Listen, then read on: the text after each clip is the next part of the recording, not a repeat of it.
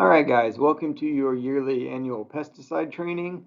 We're doing this online this year because in the past it's been a presentation by the agent in January, and if you happen to make it to that meeting, then you get credit for it, and if you didn't make it, now suddenly you have to take a test, and I'm not real keen on making some people take tests and other people not take tests.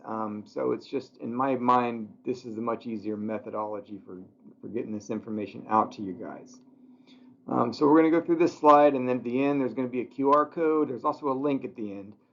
If you want to type that into your computer, you can do that as well. I know that some of you guys don't like my obsession with QR codes, but it's just the easiest way to get this stuff out to you guys. So at the end there's going to be a QR code. You just go ahead and use your phone and click on that, and unless you're watching this on your phone, but go ahead and use your phone and click on that and take that test. I think it's like 15 questions or something like that.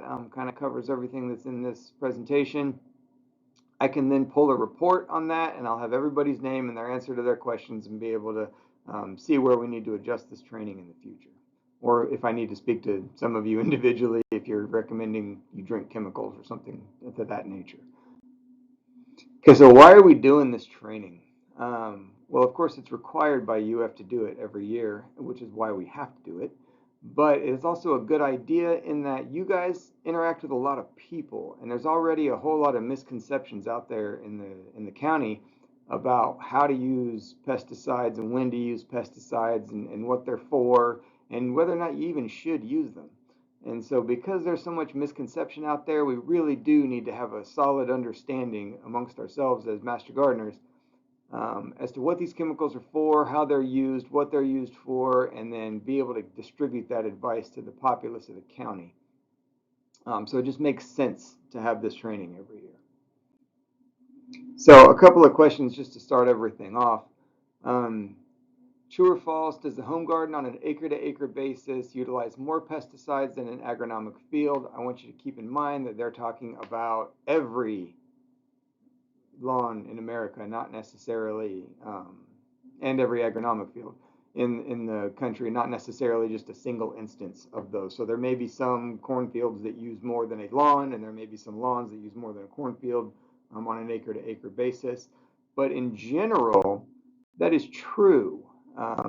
There was about, according to the EPA, about 67 million pounds of pesticides used on lawns annually in America.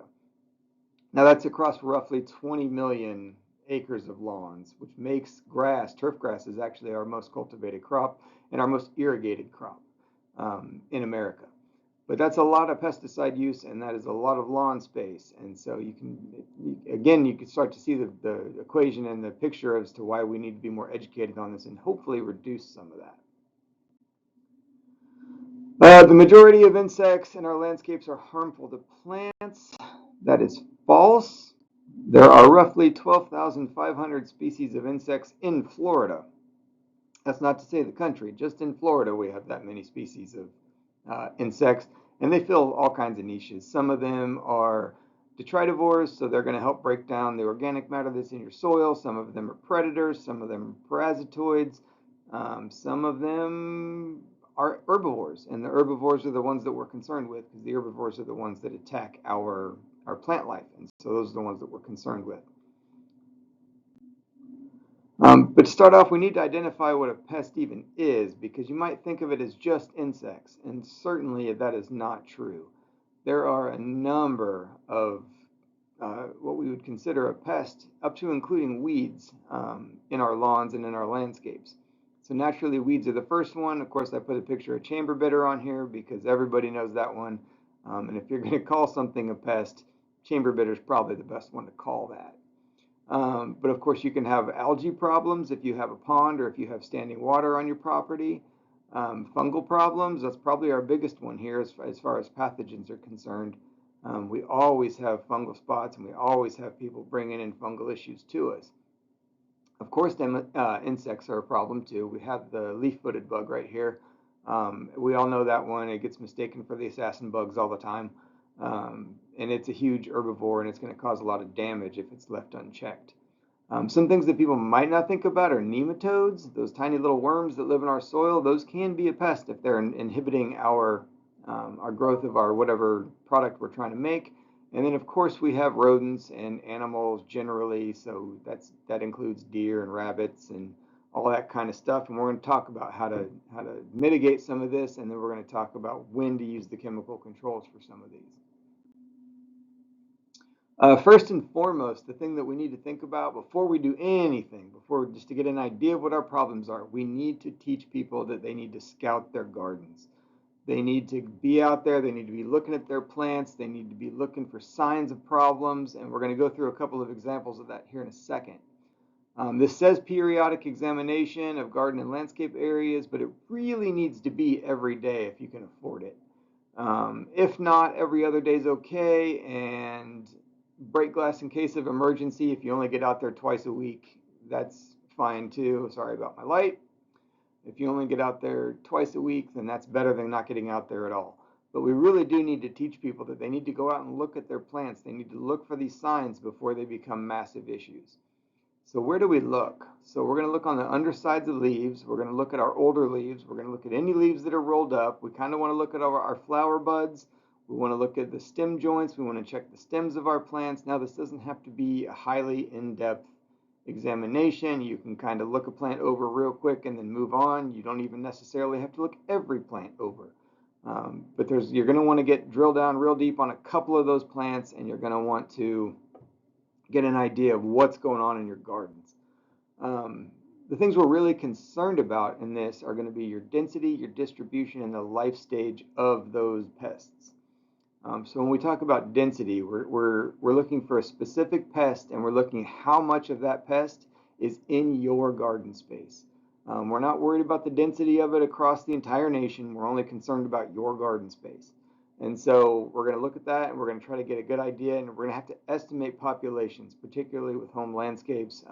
In agronomic fields, there's all manner of ways to do this where you don't estimate, you really do get very specific and accurate numbers.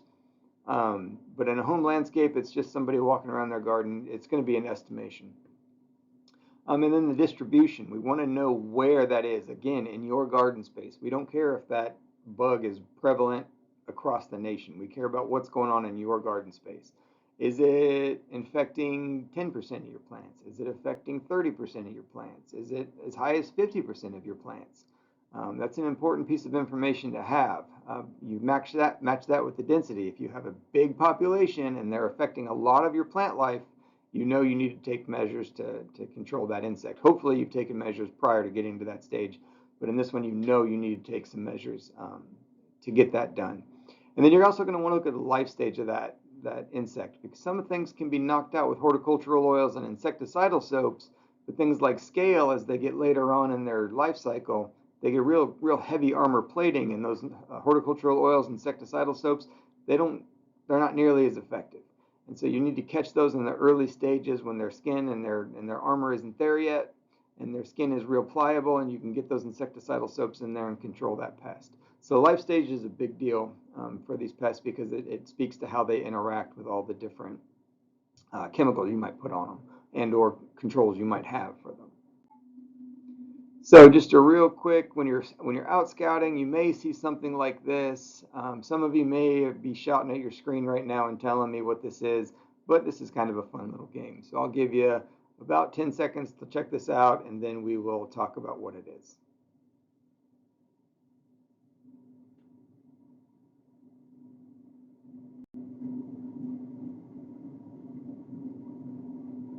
Okay, hopefully you figured it out. Those are eggs, of course, insect eggs, and they are for the stink bug, the southern green stink bug specifically. It is a polyphagous feeder, and it is a pest in many of our food crops specifically, but it can also harm ornamental crops. They are an herbivorous insect. That's kind of what polyphagous means, is they eat a lot of stuff, and they're not real concerned about what it is. So they're going to affect a lot of your plant life. So you're going to want to look out for those. What might have caused this, and we're talking about what's on the fruit. I understand the leaves are kind of beat up, and those are kind of an indicator of what's going on here. But if you look at the fruit specifically on this one, you'll notice some problems with it. So again, I'll give you a few seconds to check that out, and then we'll talk about what it is.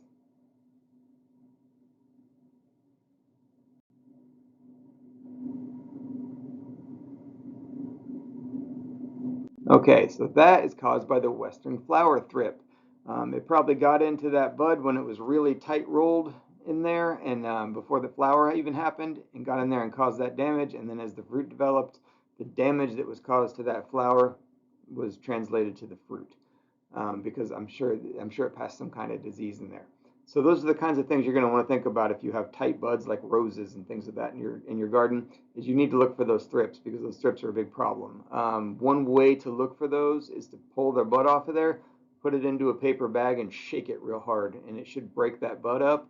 And these little guys will fall out. Now you're going to need a magnifying glass to look at them, or you can bring them into the office here and we can look at them under the microscope. But you're going to need some sort of vision enhancement to see them.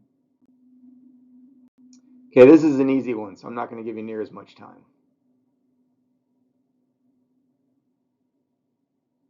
Okay, that is, of course, chewing damage, and that is done by the eastern lover or grasshopper. Lovers are a little bit different than grasshoppers, but grasshoppers would cause this similar damage. They have a chewing mouth part, so you really need to familiarize yourself with the damage caused by certain mouth parts of certain insects. Okay, this one's a trick. I'll tell you that one up front, but I'll give you a few seconds. So there's a bunch of you that are probably screaming powdery mildew at your screen, but in fact, that is whitefly damage. They've gone on there and they have a piercing sucking mouth part, and so they've taken a lot of the chlorophyll out of that leaf, and so it can appear kind of like powdery mildew. And then this is an easy one just because I feel bad about the last one. That actually is powdery mildew. so, so just so you can see the difference between what whiteflies cause and what powdery mildew can actually look like. All right, so when are we going to control our pest species? Now, if this was an agronomic field, this would be a very easy question. There is something called an economic injury level, which means that the price of not controlling that species now outweighs the price of controlling that species. And that is a very agronomic way of thinking.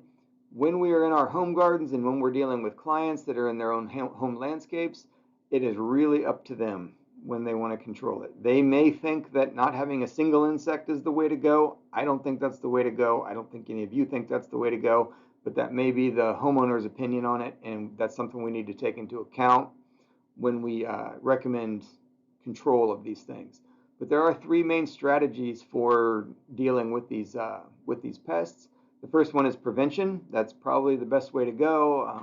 The adage is true that an ounce of prevention is worth a pound of cure. We have suppression, which means that we literally just treat enough of it to keep that population in check, enough to where it's not causing the damage that's bothering us. And then we have eradication, which is complete elimination of that population. That last one is real expensive and not very practical. And let's say you do manage to eradicate a species entirely on your property. If your neighbor didn't do that, you're going to get that species back. And so eradication is really not a great way to go. Suppression, if we need to do something, is probably the best method. And then, of course, prevention is absolutely the best method. If you can keep them from harming your plants in the first place, then that's going to be the best. Okay, so how do we do that? How do we keep these species in check now that we know we have them on our landscapes? Well, we're going to use integrated pest management for that, of course. Hopefully you've all heard that term, and if you haven't, then I am woefully under-preparing you for life. It is a sustainable four-pronged approach to managing pests while minimizing risk to the surrounding environment. We do this so that we can reduce the chemical controls. You do see that chemical controls are a part of this. That does not mean that that should be our go-to. We need to start at the bottom of this pyramid and then move up. What we're really concerned about with this is we want to reduce the pesticide resistance in these populations. So basically what happens is if we were to go to chemicals immediately the first time every time, and let's say we had a bunch of milkweed outside and we treated it for aphids and we killed off 99.5% of that population. Well, there's still a half a percentage there for which that population and that pesticide had no effect. And so applying it again is not going to do anything because that pesticide, those species or those individuals in that population are already immune to it. And so we want to take other measures to try to kill that off, because what we don't want is for that population to breed and replace the population we eliminated with now all resistant individuals. That's not the way that we want to go, and that's not what we're looking at. We also want to use IPM because it's a much more sustainable practice or system of practices, and that's probably going to happen several more times during this presentation. I apologize for that. It's a long-lasting methodology of pest control, and so that's why we want to do it. And we're going to talk about what the different levels of IPM are right now. So the first one are cultural controls, and these are things that you're doing in your landscapes. These are the practices and the best management practices and the things that you're implementing in your landscapes as control. These are how you deal with your plants. So these can be things like putting the right plant in the right place. You'll notice that in this one, these junipers have overgrown this sidewalk, which means that they're going to need to get pruned every year, if not multiple times a year. Well, that's going to cause a lot of stress on that plant, and a lot of stress on a plant is going to open it up to pest infestation. And so we want to avoid that, and so we want to make sure that we're putting the right plants in the right place. We're going to want to eliminate any standing water. So now there's a number of ways to do this on this property. I would probably recommend a rain garden here. Because it looks like this little pool is being fed from back here behind it by these palm trees. It looks like there's kind of a path for that water to come down there. So I would probably recommend a rain garden in this instance, but a drain would work. Lots of different ways to attack this problem. Rain gardens, in my opinion, would be the best, though. We want to remove dead plant material. I know that when you get into the permaculture mindsets of people and you start talking to them about that kind of thing, that they're going to tell you there's this whole chop and drop methodology where you just cut things and let them fall and you don't put them in compost piles and compost them properly. That's not a good way to go. What you're doing is you're creating habitat for all those species that you're trying to get rid of to live through the winter, or to give them a food source when food sources for them are scarce. And so you don't want to do that because you're inviting those things into your landscape at that point. So you're going to want to remove dead material. Now, I think this is cold damage that's happened to this, but you'd still want to get in there and get that out. Another way to think about it is after you harvest your whatever vegetables are grown in your garden, you want to get those plants out of there. If you get all the tomatoes, let's say you had a bush variety of tomato or a determinate variety of tomato, and it fruited and you got all the fruit off of it, get that bush out of there. You're just opening it up as habitat for the different insects and the different funguses and the different things that want to affect the rest of your plants that are still producing. So once something's dead, get it out of there. Once something has given you what you need out of it, get it out of your landscape. Crop rotation is another one. Now you could, I guess, kind of make the argument that this is also a mechanical control, but this would fall under a cultural control because this is a practice that you're implementing on your lawn.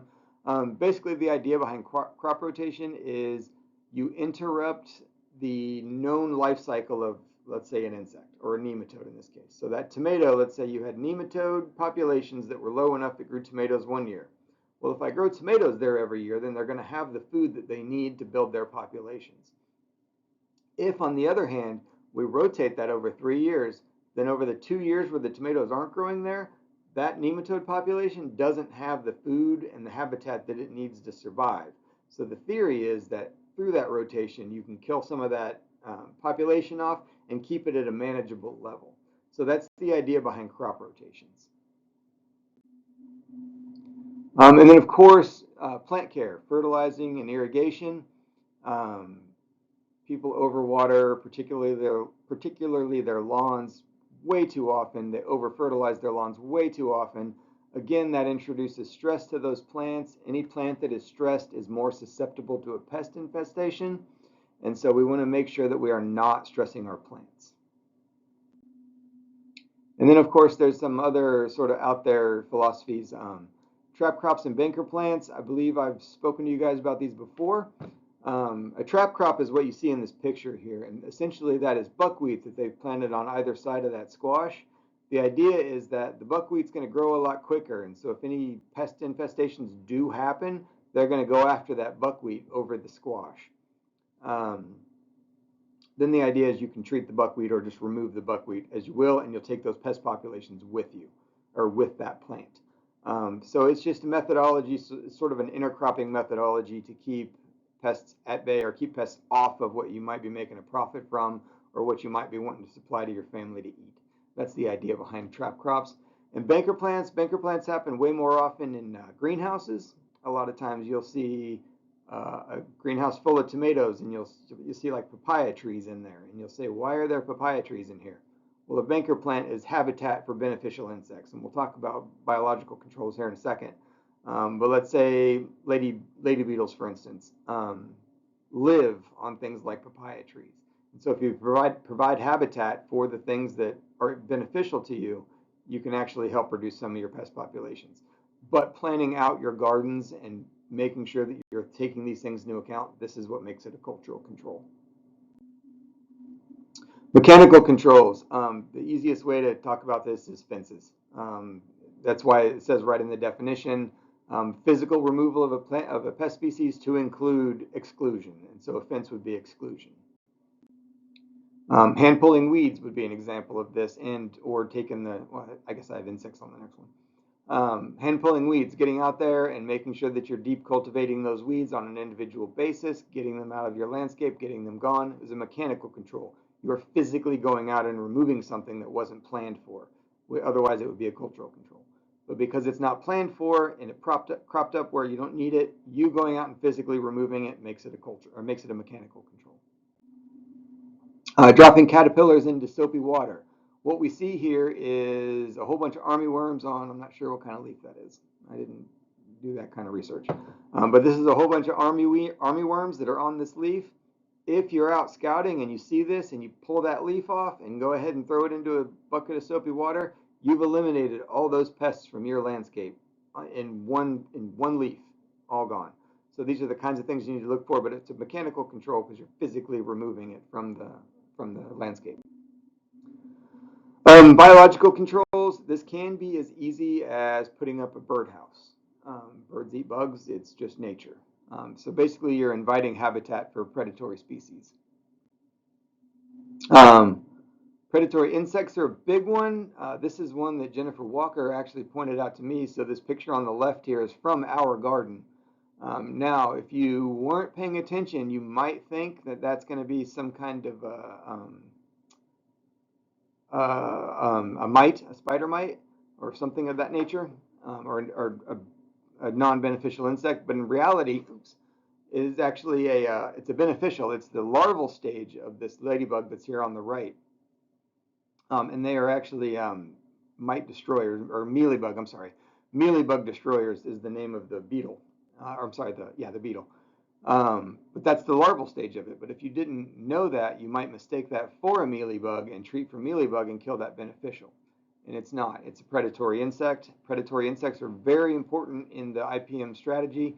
A lot of the big ones are going to be wasps and things of that nature. Now, not every wasp stings, and we're going to talk about, they're actually parasitoids. We're going to talk about that in a second. But make sure that you know what's going on in your garden. Make sure you know the organisms in your garden, and make sure you don't get rid of the predatory insects. Parasitoids would be the wasps we were just talking about. Basically, they lay their babies on caterpillars and things of that nature. That's what's happening here. This is a tomato hornworm, and some kind of wasp, I'm not sure which type, has laid its babies on this tomato hornworm, and those babies are going to hatch and they're going to eat that worm, and they're going to eliminate it from your landscape on their own, just naturally. Some things that most people don't think about being biological controls are things like BT. BT is actually a bacteria, Bacillus thuringiensis. I think that's how you say that. Basically, it gets into the caterpillars because the caterpillars eat it. It blocks up their ability to digest anything, and they die that way. But it is actually a biological control. It's a bacteria. Now, I think it falls technically into bioinsecticides. And so does like spinosad, and there's another one, I can't remember what it is. But bacteria can be biological controls. Fungi can also be a biological control. What's happening here, this is from University of Minnesota Extension, I believe it's Minnesota. There's a fungus that's taken over this fly and is just going to slowly kill that fly for you. it's just, I think what they do is it's called like a zombie fungus, and what it does is it makes that fly, and this happens with ants too, but it makes that fly go up to the top of a tree where the wind can hit it better, and then it's able to distribute that fungus better. But it will take out these flies in the process of doing that, which is what makes it a biological control. Sometimes your insects are your biological controls. What we have here is a air potato beetle eating an air potato. So sometimes they can be used, and sometimes these herbivorous beetles can be used to eliminate the things in your garden that you don't want in your garden, in this case, air potato. Now, finally, we are on the chemical controls. So what are chemical controls? They are the use of herbicides, pesticides, fungicides, rodenticides, things of that nature. Our goal is to utilize all of the other pillars of integrated pest management before we get to this one, so that we don't have to use nearly as much chemical as has been previously used. A couple of things with chemical controls is that you always, always, always follow the label. Don't listen to what the guy at the store told you. I have had clients that have told me the guy at the store told them that they needed to double the concentration and use it as a drench instead of a spray. Do not do that. Do not recommend that. If I find out you're recommending people use things other than the way the label tells it to, or tells those people to use it, we are going to have a pretty in-depth conversation, and you may not continue to be a master gardener. And I don't say that to be threatening. I say that because the label is literally the law. And so I can't have people recommending things that would violate the law. And then, of course, we always want to use appropriate PPE. PPE means personal protective equipment. The label is going to tell you what PPE you need to wear for that product. Most likely for the stuff that we are going to recommend, it's going to be things like closed-toed shoes and long pants and long shirts and gloves and things of that nature. And it's probably going to tell you that you need to wash those things twice before you put them back into your rotation of clothing. All of that is designed to protect you. These labels are all designed to protect you, to keep you from either poisoning yourself or poisoning somebody else, or damaging the environment, or harming yourself in some way or another. So I cannot emphasize enough that the label must always be followed. Okay, so a couple of things that are going to pop up on various chemicals and various pesticides that we're going to use. The first one is going to be the signal word, and that's probably going to be the biggest thing written on every type of chemical that you might actually use. Sometimes it's just going to say caution, sometimes it's going to say warning, sometimes it's going to say danger or poison. We probably will not be recommending anything to anybody that has a signal word of danger or poison on it. Probably about the highest we're going to get is caution for what we do. We're going to do only general use chemicals, and we'll talk about that in a minute. We're not going to get into a lot of the restricted use stuff that comes with licensing and other concerns that we are just not set up to do. That's a MAT thing, and it tends to be companies like pesticide companies and things of that nature that would need that, not us. But you do need to be aware that if something says danger and poison, that it's a signal word. It's telling you that can be a dangerous product. As you see right here, it's highly toxic to acute poisoning. Now, acute poisoning is a one-time thing. That's what acute means. It means it happened once. There is also another version of poisoning where you've been exposed to it over a long period of time, just tiny doses over a long period of time that have built up in your system. That's also a risk for these poisons and things of that nature. And so it's just something you need to be aware of. It's probably not anything we're ever going to come in contact with. Here at Extension, I have to mix everything for you, although you can distribute it. But I have to mix it, at least be involved in the mixing process. So we're going to make sure that we're reading the label and taking all the precautions. A couple of things you need to be aware of is this LD50. You may see that on the bag or carton or whatever it is you happen to get the chemical on. LD50 is the lethal dose of the test population. So for instance, if they tested this product on mice and they found a dose that killed 50% of that population, that's going to be what LD50 means. It's how big of an issue it can be versus no exposure at all. And so the LD50 is an important thing to know. It's important to know what it means. Again, you're probably going to see the signal word before you see the LD50, but if you see LD50 on there, you know what that means now, and you know that a higher number is going to be bad, or yeah, a lower number is going to be bad because it means it takes less dose to have a bigger effect. Okay, so when we talk about chemical controls, we're really concerned with our mode of action. The mode of action is merely the method by which the pesticide eliminates that pest. And so, like we already talked about, BT gets in there and it basically constipates the caterpillar and makes them die of constipation, which is a horrible way to die, but it's what it does. Some chemicals, some herbicides can affect the photosynthetic processes of plants. That will keep them from being able to feed themselves and make them die of malnutrition, essentially. Other things will actually make the plants grow like crazy. I can't remember what the name of it is, but there is a chemical control that's very common that acts basically as a plant growth regulator, acts as an auxin, which is a plant hormone, and just makes that plant grow like crazy. And because it grows like crazy, it gets so much structure that it can't sustain itself and it dies out that way. And I just had that one in my head and I can't remember it now. I'm sure that at the meeting some of you guys will correct me.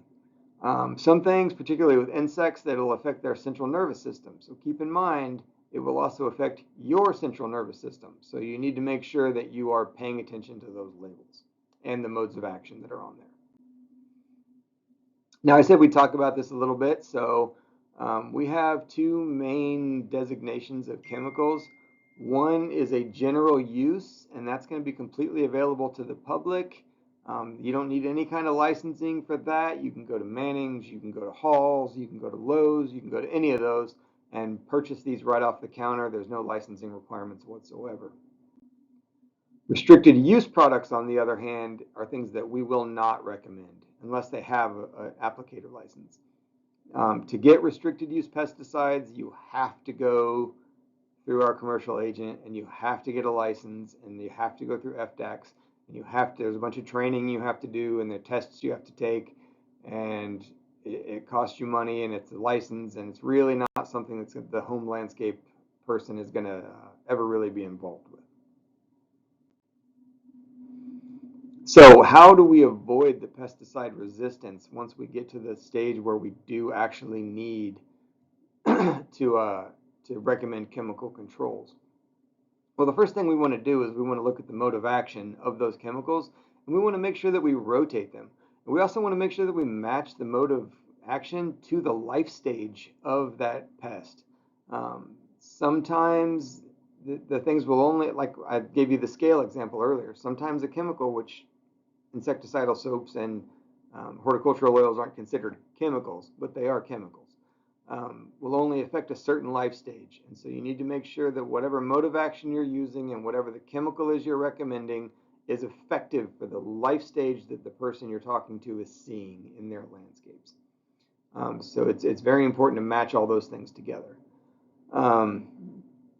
Because again, going back to that scale example, when they are young, when they first hatch, they don't have the protections that they have when they become adults, when they finally get into their later instars. They're going to have a lot more protection than in those earlier instars. And so if you can catch them early, then you can go ahead and eliminate them from your garden, but you need to know how that mode of action is going to interact with that insect.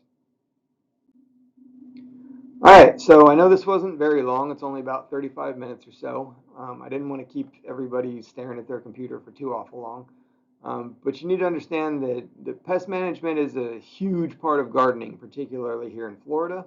The more that we can do to keep chemicals out of our lawns, to keep these things away, the better. So we always, of course, want to implement an IPM strategy. We want to prevent as much of this as we can before we actually need to treat any of it with any kind of chemical. We're going to be worried about those chemicals becoming ineffective, which is pesticide resistance. So we want to make sure that we avoid things like that. We want to make sure that we're the least amount of invasive as possible, because those things, those chemicals and those other controls like that, they will actually seep into um, our waterways. And so we're trying to avoid a lot of that. Make sure that you're treating your plants correctly, make sure that you're fertilizing properly, make sure you're irrigating properly, make sure that you are getting rid of that standing water. All of those things are important. And so it's important to understand them. And of course, we want to use those in lieu of chemicals as much as possible, but we need to understand the chemical controls are a part of that. And so we need to be prepared to implement those as best we can. So here's the QR code, and of course the little link there is blocked by my picture, which I didn't anticipate, so I will move that in the future.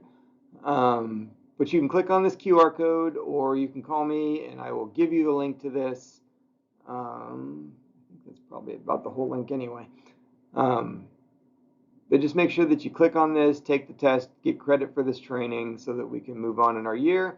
I'm looking forward to another great year. You guys do great, amazing work, and I'm looking forward to another year of being the coordinator for Santa Rosa County, and I'm looking forward to another year of interacting with all of you guys and helping people solve their landscape issues. So I'm going to leave this up for a few seconds, probably about 10 or 20 seconds, just to make sure that you've got it. I will upload this video to YouTube. I know I'm telling you at the end of it, so you've probably already seen this, but I'll upload it to YouTube and we'll send it out in the weekly updates, and we will talk about it next week at the meeting for our January 24 meeting. We will talk about, I'm going to date this thing so I have to remake it next year. But we'll talk about it then, and we'll send a link to the YouTube video at that time. And of course, you are always welcome to call me or email me, and I can send you the link to this training. Okay, thanks, and I hope everybody has a great day and a great year.